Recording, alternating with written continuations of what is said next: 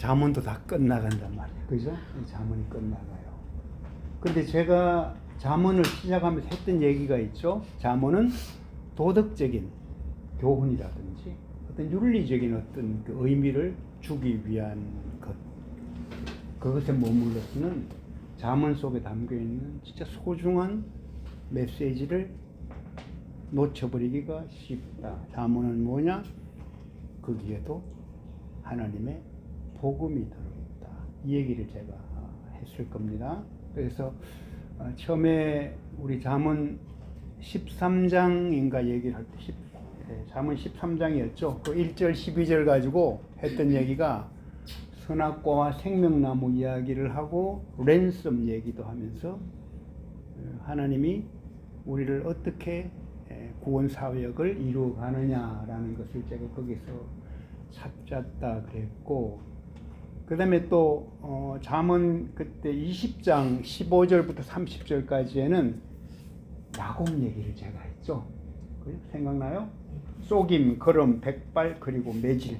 이 야곱의 인생을 겹쳐가지고 결론적으로 채찍에 맞으신 예수님, 그것 때문에 우리가 나음을 입었도다라는, 여전히 거기에도 복음적인 메시지가 들어있다는 얘기를 했고요.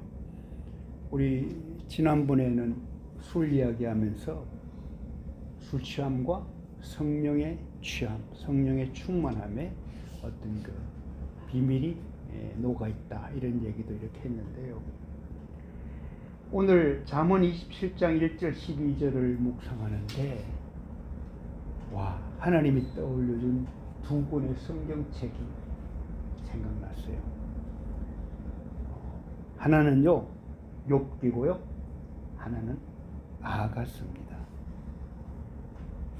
왜 이렇게 엉뚱한 쪽으로 이렇게 어떤 하나님이 묵상을 하게 할까, 그런 생각을 잠깐 하다가요, 말씀을 따라가면서 제가 굉장히 엄청난 어떤 하나님의 마음을 선명하게 제가 발견할 수 있었는데, 오늘은 그 얘기를 조금 나눌게요.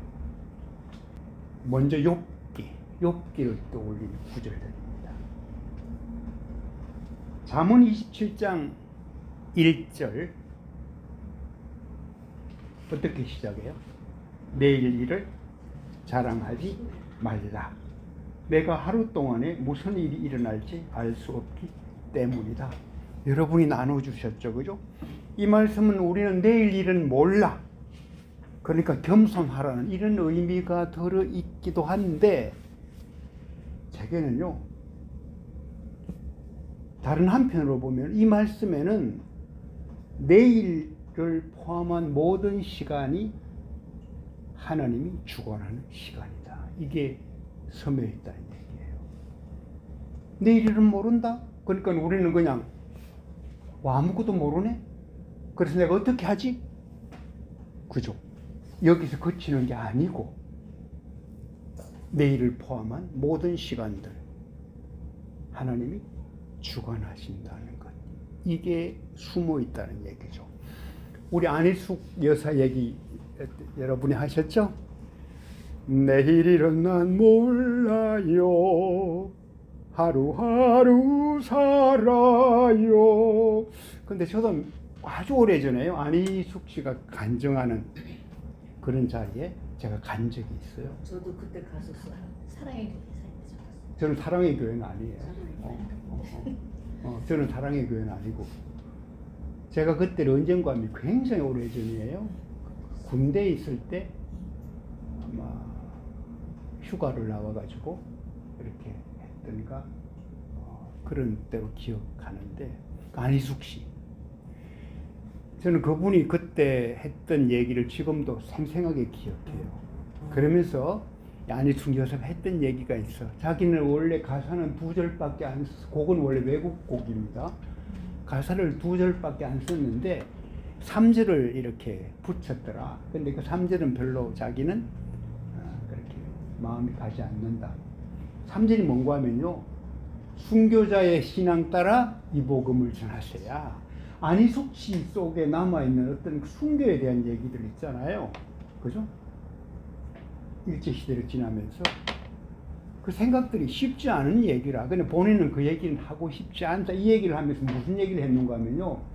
노래를 하나를 더 만들었는데 가사를 내일은 난 몰라요 하루하루 살아요. 그걸 어떻게 바꾼가 하면요. 내일은 난 몰라도 가는 길은 알아요. 그거예요. 내일은 난 몰라도 가는 길은 안다. 굉장히 소중한 메시지입니다. 그죠? 그러니까 내일은 모르니까 하루하루 충실히 살자도 굉장히 의미는 있는데 그분이 이끌어 주겠지. 근데 안희숙 여사에게는 가는 길은 안 돼. 그죠? 가는 길은 안 돼. 그게 의미가 있죠? 근데 하루하루에 일어난 일들에 내가 어떻게 할 수는 없지만은 하루하루 살 수밖에 없지만은 나의 가는 길, 이것은 그분이 이끌어 가신다는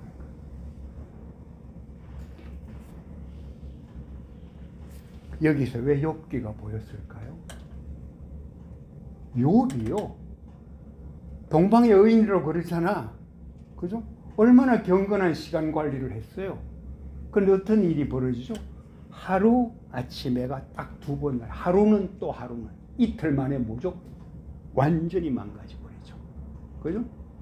저주의 바닥으로, 고통의 바닥으로 떨어진 일이 일어났단 말이야. 그쵸? 재산 다 잃고, 자녀 다 잃고, 본인은 악청에 걸리고, 그 상태까지 간 게 욥기 시작이란 말이에요. 그죠? 내일은 난 몰라요, 하루하루 살아요가 가장 실감나게 다가왔던 욥. 나 진짜 어떻게 하루아침에 이런 일이 벌어지지? 또 하루는 또 이런 일이 벌어지잖아. 그죠? 진짜 아마 욥으로는 참 억울했을 것 같아. 나름대로 잘 생활했단 말이야. 그죠?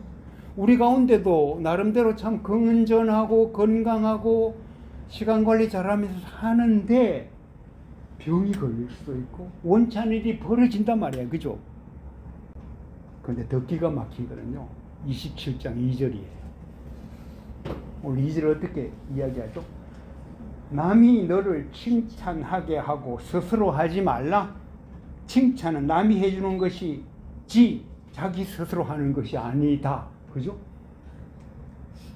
무슨 생각이 나요?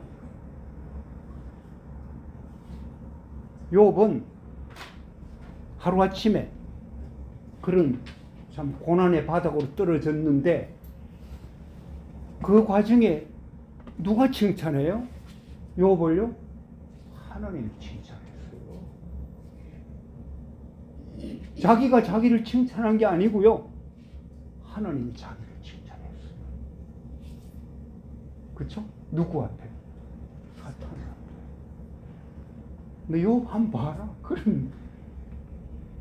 그런 경건한 참 악에서 떠난 사람이 어디 있느냐고. 욥이 누구의 칭찬을 받아요? 하나님의 칭찬을 받아요. 그런데 그 결과가 어떻게 돼요?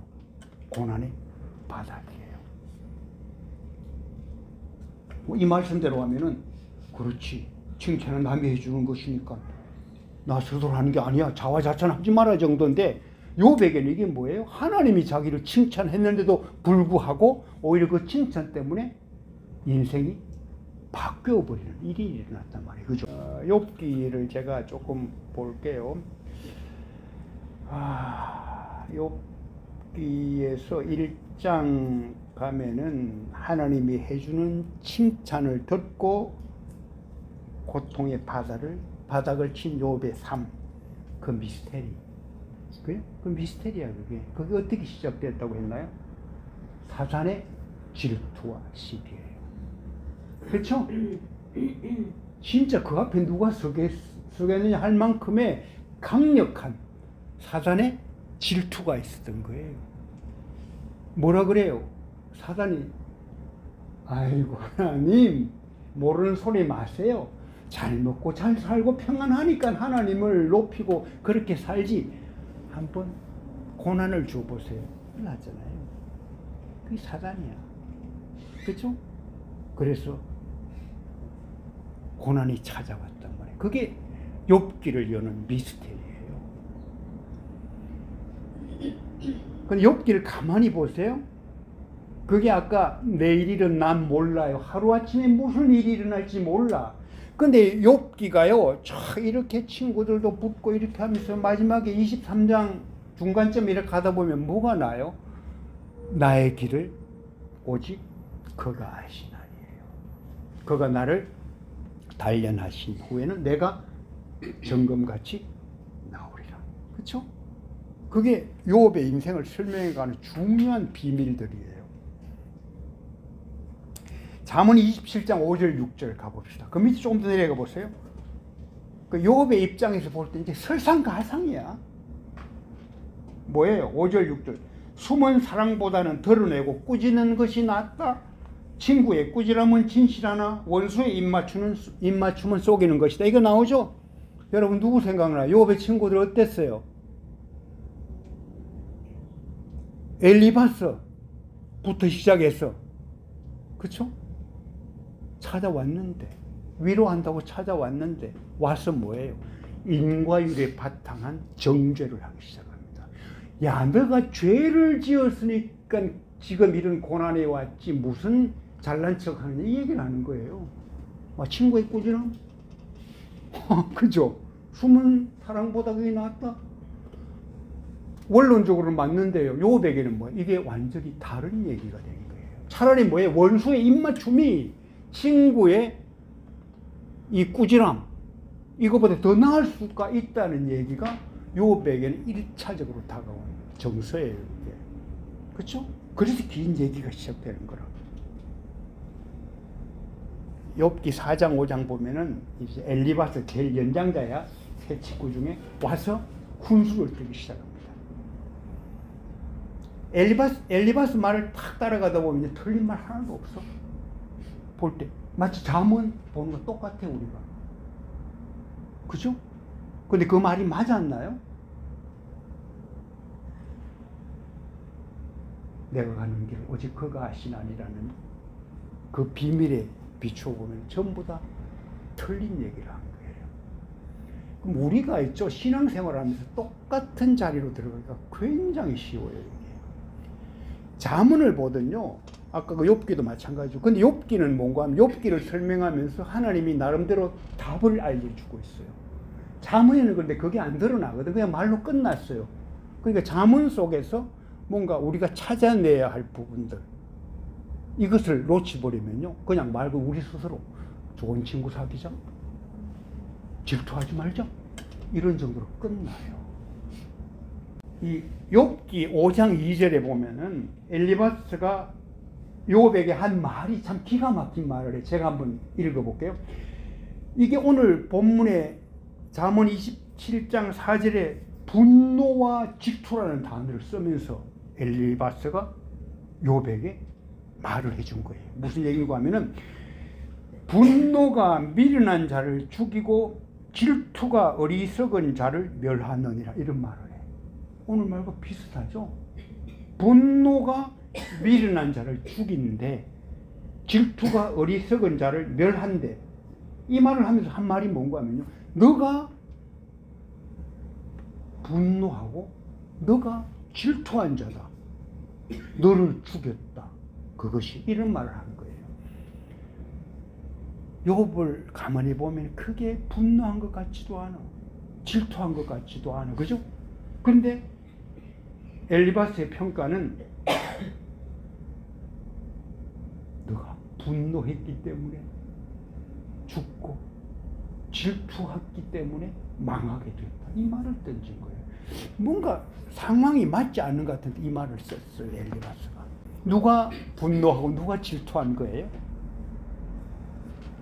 스토리로 들어가 보면 사단이 질투한 거고 사단이 분노한 거예요. 그죠? 마치 이것이 하나님이 분노한 것처럼 한 인간을 망가뜨리는 모습으로 나타났단 말이에요. 그죠? 위장된 어떤 하나님의 분노, 거기에 숨어있는 사단의 질투. 욥기의 끝, 욥기 42장 7절 8절 보면은 하나님은 뭐라고요? 엘리바스에게 바로 말합니다. 그 엘리바스에게 말해요. 세 친구 중 엘리바스에게 말을 합니다. 42장 7절 제가 한번 읽을게요. 여호와께서 욥에게 이 말씀을 하신 후에 여호와께서 대만 사람 엘리바스에게 이르시되 내가 너와 내 두 친구에게 노하나니, 하나님의 분노가 나타납니다. 여기서 누구를 향한 분노예요? 엘리바스를 향한 분노예요. 이는 너희가 나를 가리켜 말한 것이 내 종 욥의 말같이 옳지 못함이니라. 이거예요. 그렇죠? 그래서 우리가 이 참 친구의 참 여러 가지 꾸짖는 것, 충고, 그렇지 말은 맞는데요. 굉장히 조심해야 될 부분들이 그냥 섬에 있는 거예요, 사실은. 그런즉 너희는 수소 7과 순양 7을 가지고 내 종 욥에게 가서 너희를 위하여 번제를 드리라. 내 종 욥이 너희를 위하여 기도할 것인즉 내가 그를 기쁘게 받으리니 너희가 우매한 만큼 너희에게 갚지 아니하리라. 이는 너희가 나를 가리켜 말한 것이 내 종 욥의 말같이 옳지 못함이니라. 이게 욥의 중요한 어떤 그 흘러가는 메시지예요. 이런 거 보면 오늘 잠언 다시 보이죠. 욥 입장에서는 전혀 다른 말이 돼요. 친구라고 그랬는데 친구의 꾸짖는 말, 친구의 훈수가 전혀 아까 얘기한 대로 뭐예요? 기름과 향수가 마음을 기쁘게 한다. 어떻게 기쁘게 해요? 그렇게 하지. 친구의 진심을 충고가 그러하다.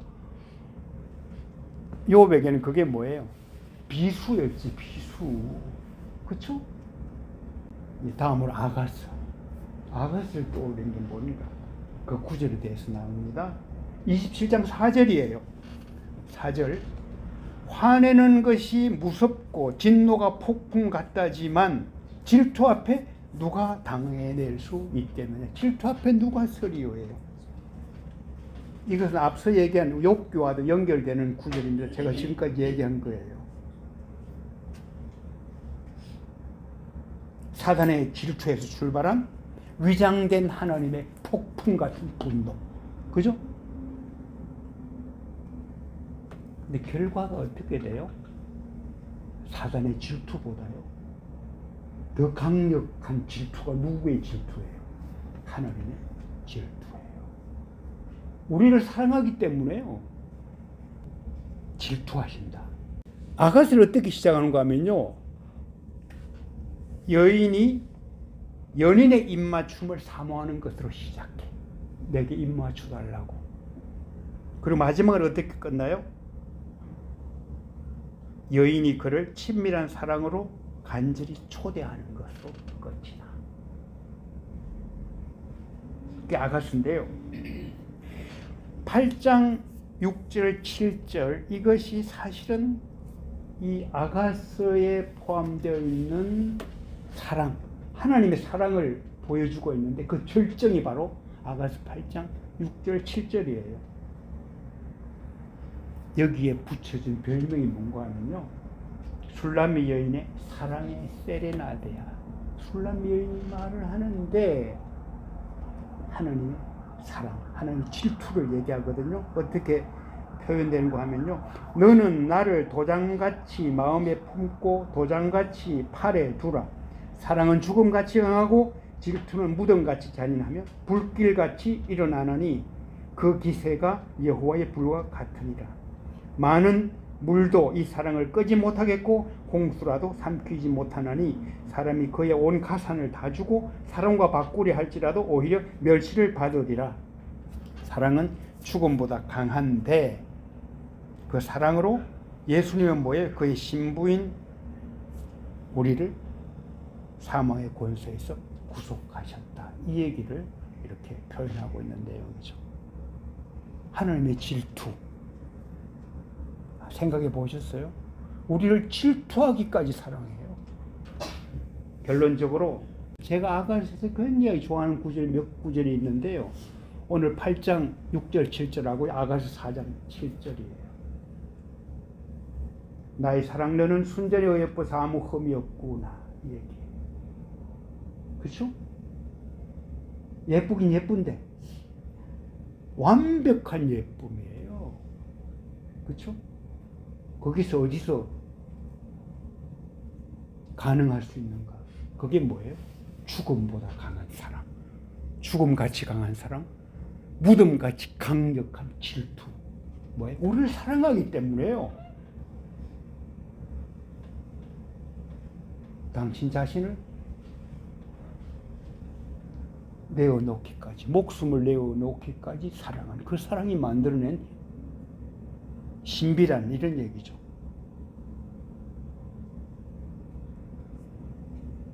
예수님의 십자가를 통해 당신의 질투를 사랑으로 바꾸신 하나님, 그 하나님의 우리를 향한 뜨거운 사랑의 고백입니다. 바로 나의 사랑들은 순전히 예쁘사 아무 흠이 없고.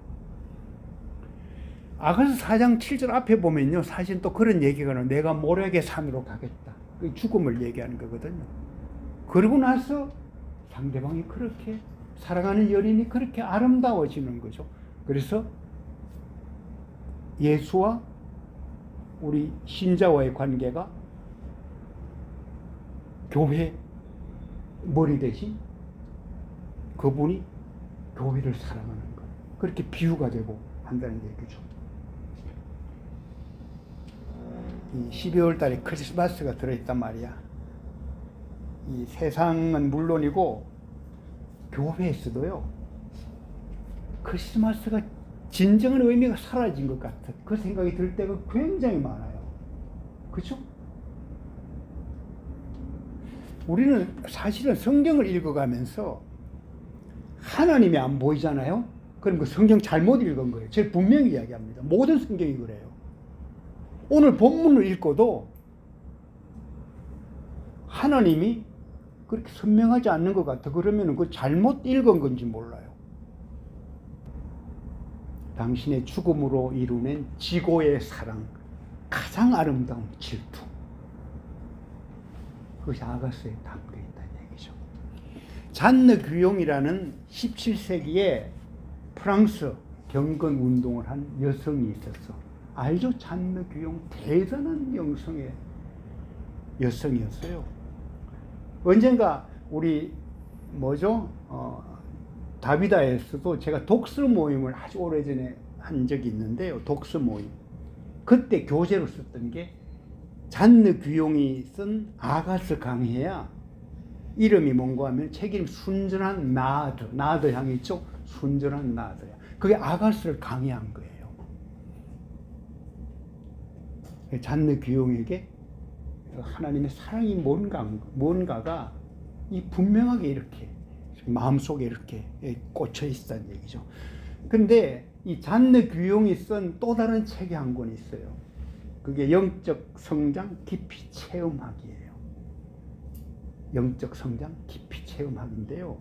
와, 제가 이 잠언 오늘 본문 묵상하다가요, 이 책 제목과 이 책이 어떻게 쓰여지는가 이것을 생각하다가요, 얼마나 놀랐는지 몰라요. 잔느 규용이 이 책에서 쓴 게요, 딱 두 권이야. 인용한 게 욥기와 아가서예요. 욥기의 그 완전히 고난의 바닥과요, 아가서의 지고의 사랑, 이 둘을 연결한 책이에요. 놀라워요. 그렇죠? 오늘 본문 잠언 27장 1절 12절 그 얘기가 그대로 서며 있다고 저는 그렇게 나름대로는 그렇게 해석을 했는데요.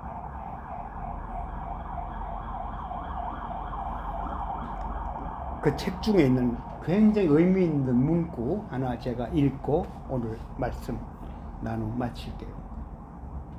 하나님은 사랑을 통하여 하나님에 대한 지식을 주신다.